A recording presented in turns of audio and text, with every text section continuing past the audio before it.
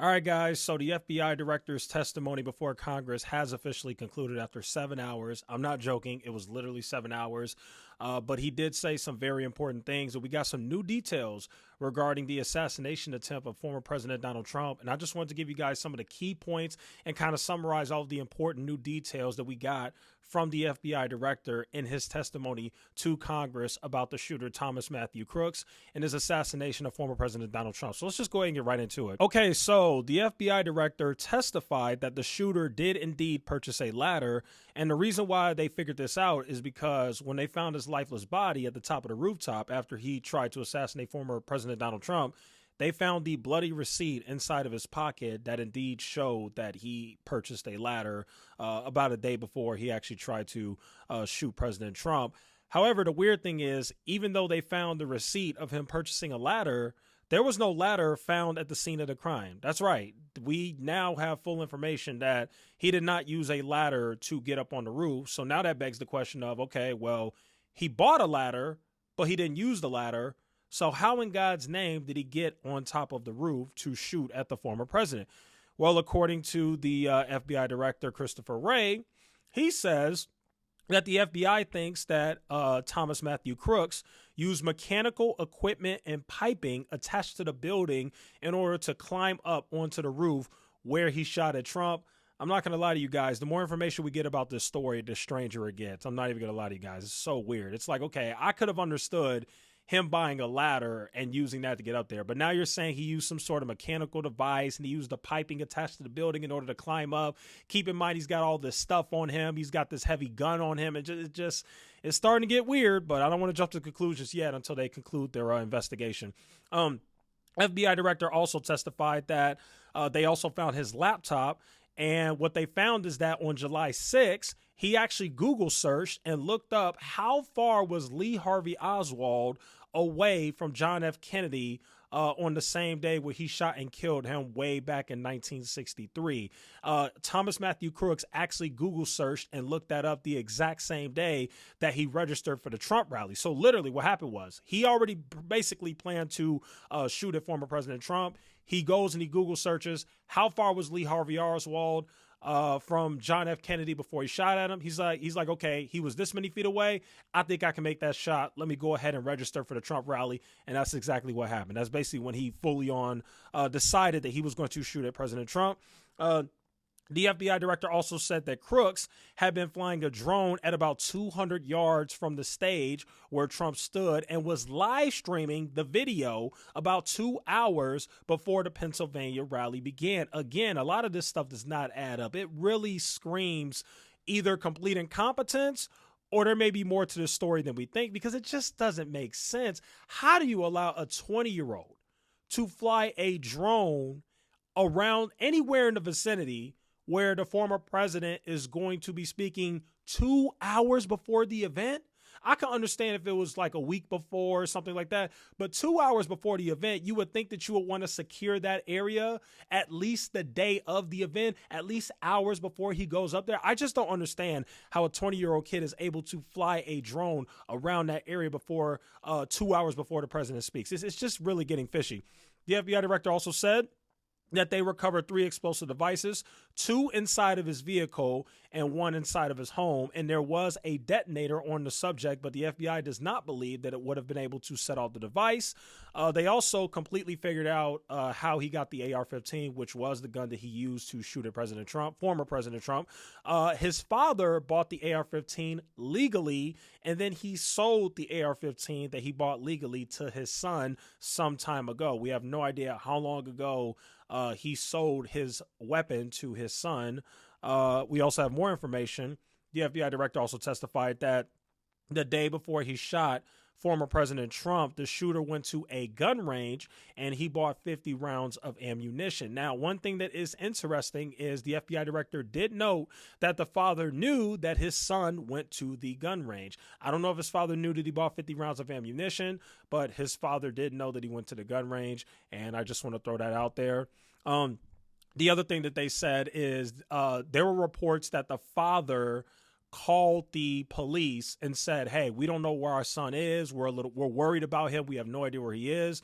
At first, the reports were that the father or the parents were worried about the son and they called the police before the shooting happened. It turns out that is not true. The FBI director testified that they strongly believe that the call was made after the shooting. So basically what the FBI director is saying is that once the parents saw the shooting on the news, they called the police and said, "Hey, we think our son's missing."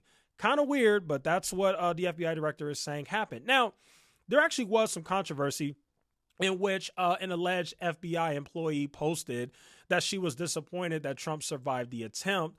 I don't know if you guys saw that, but that was all over Twitter, especially among conservative influencers with huge followings on Twitter. They were posting about how this woman who previously worked for the FBI, or at least currently worked for the FBI right now, basically posted that she was very upset and, you know, she was disappointed that Trump survived the attempt. She basically wished that the bullets killed President Trump. That's literally what she said.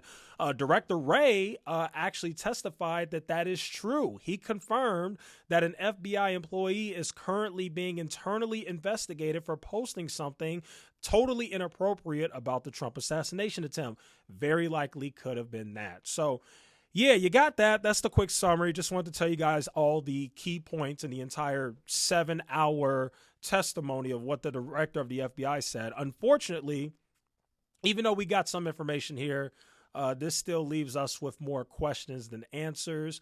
I'm not a conspiracy guy. I'm really not. I don't think that this was staged. You know, I don't think that, you know, there was 2 shooters or anything like that. By the way, the FBI director testified on that too. He said that he doesn't think that there was 2 shooters either.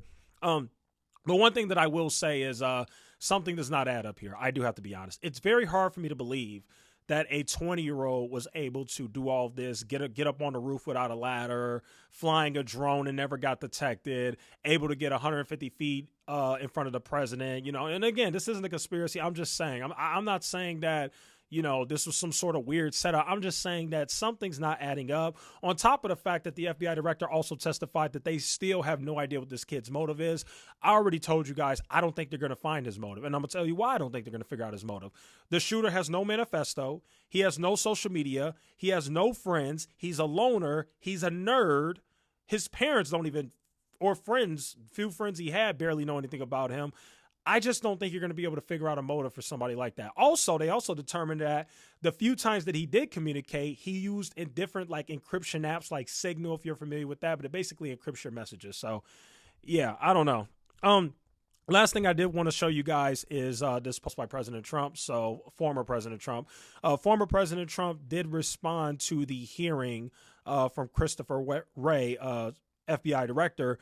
He said, "I watched a congressional hearing today as Christopher Wray was asked the question whether or not he noticed any cognitive decline in many conversations with crooked Joe Biden.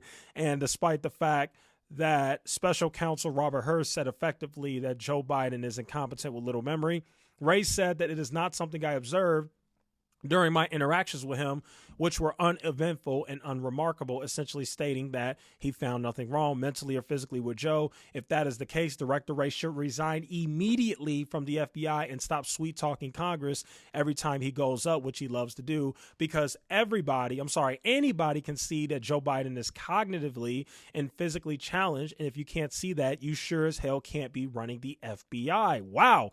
This is an insane, damning statement by Donald Trump, especially when you consider the fact that Christopher Wray was actually appointed by Trump in 2017. That's right. The president appoints the director of the FBI, and Wray was actually appointed by President Trump. So now you have a complete 180 from Trump. He completely flips on Director Wray, and he goes from appointing him in 2017 to now several years later saying that you should resign. And for those who don't know where this stems from, Congress did ask him. There were certain Republican congressional members who asked Director Wray, "Hey, you know, whenever you were briefed by President Biden or you were briefing him on the Trump shooting or literally about anything, did you notice any sort of cognitive decline? Did he seem like he wasn't really fit?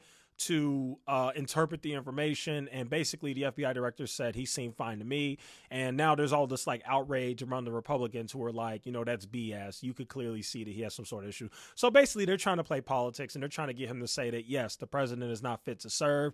And I actually appreciate what the FBI director did, is because, the FBI is, at least the FBI director position, is supposed to be a non-political position. They're supposed to be independent. You're not supposed to play politics. You just stick to the facts. So I appreciate that he didn't answer that question. But yeah, anyway, that's the recap. Just wanted to give you guys that video. Thanks so much for watching. I'll see you guys in the next one.